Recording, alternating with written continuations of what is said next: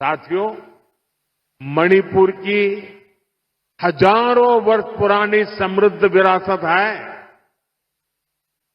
यहां संस्कृति की जड़ें मजबूत है, गहरी है। मणिपुर मां भारती के मुकुट पर सजा मुकुट रत्न है।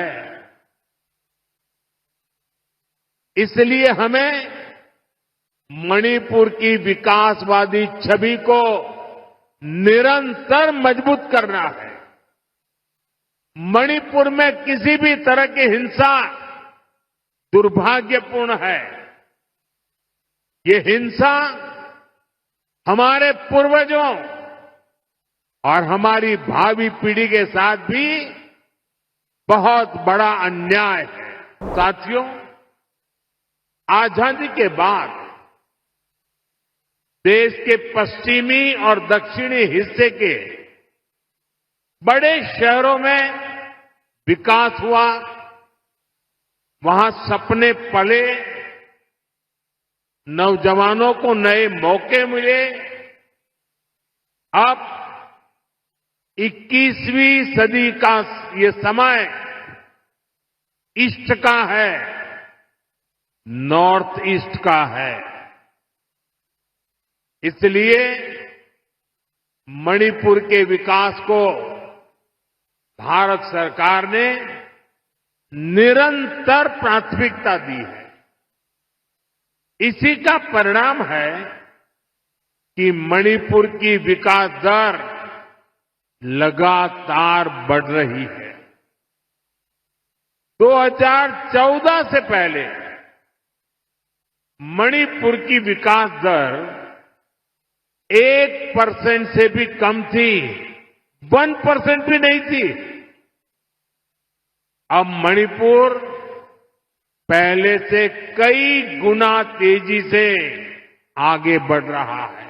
साथियों, मणिपुर में शांति और स्थिरता आए, यहां के लोगों के हित सुरक्षित रहे, जो कैंपों में रहने को मजबूर है, उनका जीवन फिर पटरी पर आए, इसके लिए हमारी सरकार निरंतर काम कर रही है।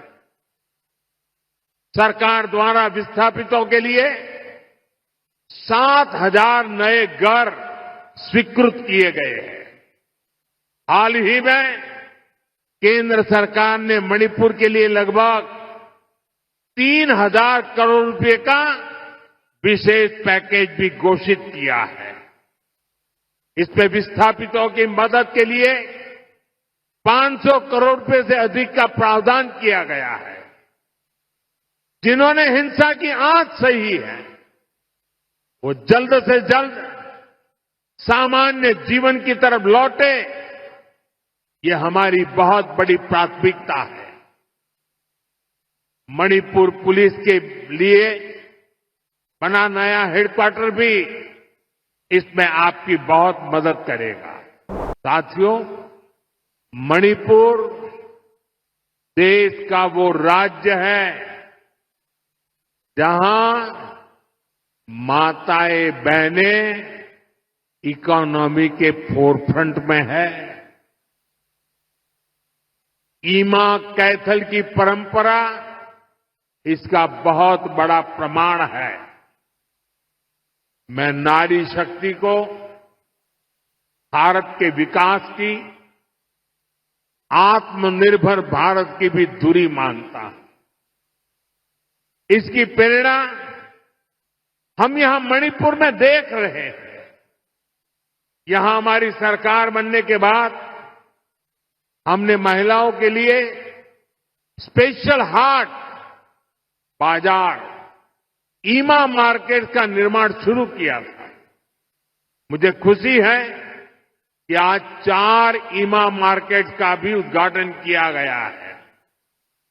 इन ईमा मार्केट से मणिपुर की बहनों को बहुत मदद मिलेगी। अभी ऑपरेशन सिंदूर में दुनिया ने भारत की सेना के सामर्थ्य को देखा है।